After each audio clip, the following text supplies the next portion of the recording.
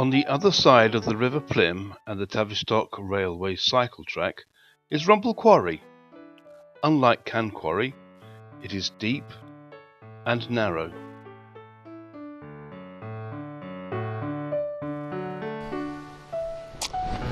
In 1761, Warne and Stevens rented the land from Lord Torture of Egbutland and started quarrying. Now,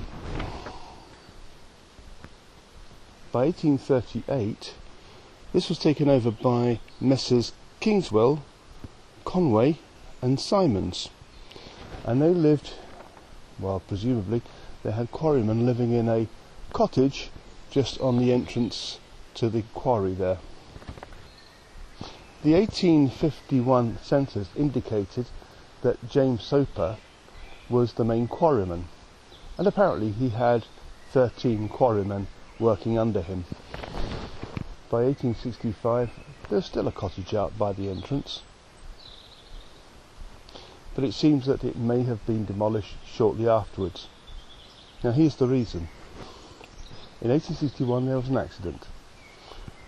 The quarrymen were blasting away at the surface and something was left overhanging.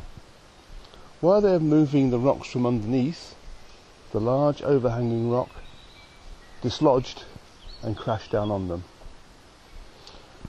The consequence was, in fact, that it pretty well closed the quarry for a while. A business run in London called the Plym River Slate and Slab Company was opened and took over not only this quarry but also Cann Quarry at the other side as well. It seemed that the quarry was getting a little bit thin on the ground as far as the slate it was producing, but they nonetheless boasted of its fine quality. They were an ambitious lot, and perhaps a little bit overly ambitious. You have to imagine, if you're going to quarry slate, you're going to have to carry it out somehow. So presumably there would have been tracks out, and by 1820, 1830, at the top of the quarry there was the tramway. Now, that would have been fine, but getting the slate up there would have been a trial. But there are methods. And over behind me, we can't see it at the moment because it's tucked round the corner, there is another entrance to the quarry which is about halfway up, or near the top of the quarry. So if we can get the quarry, if we get the slabs up there, we can take it out through that way. And the last little bit up the zigzag path to where the tramway ran.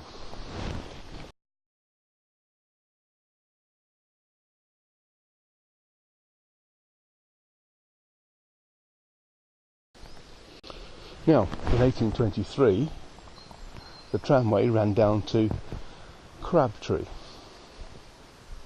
or as we know it today, Sainsbury's. But and then beyond that, it went to Sutton Harbour. The whole tramway system was short-lived, basically because it was hauled by horses. It was an old-fashioned system.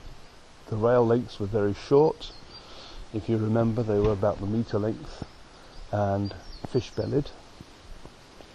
And across the valley was a much straighter route, the Tavistock line, which then was a new railway based on faster moving steam trains, and it was worth the while taking the produce down there.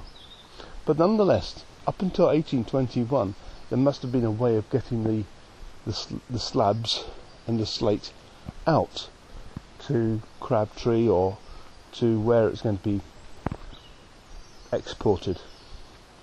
Presumably that's why there's a path.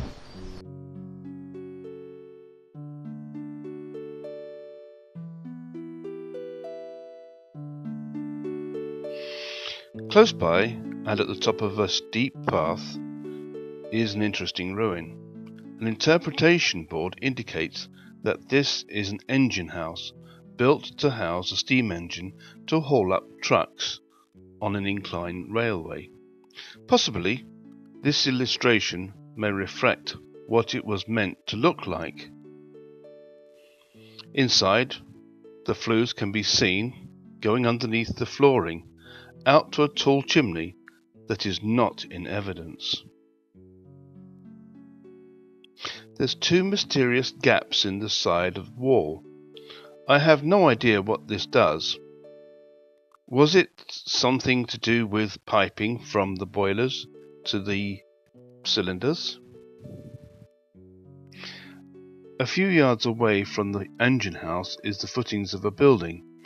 It's sited in front of an inclined slope. Could this be the location for the winding drums?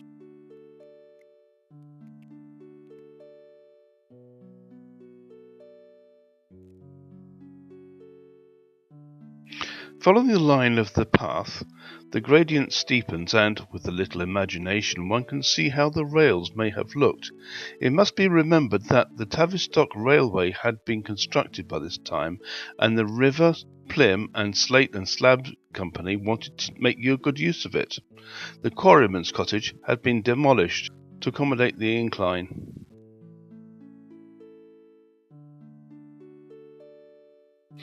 It is conjectural whether the engine house was ever completed, as the Plym River and Slate and Slab Company went out of business in about 1868.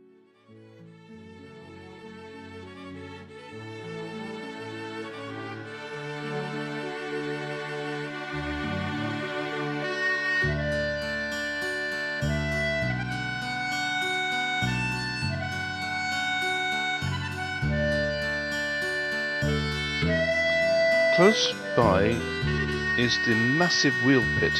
It seems that the realization by the Plym River Slate and Slab Company that the steam engine would be too expensive to complete and run. The massive wheel may have been used instead.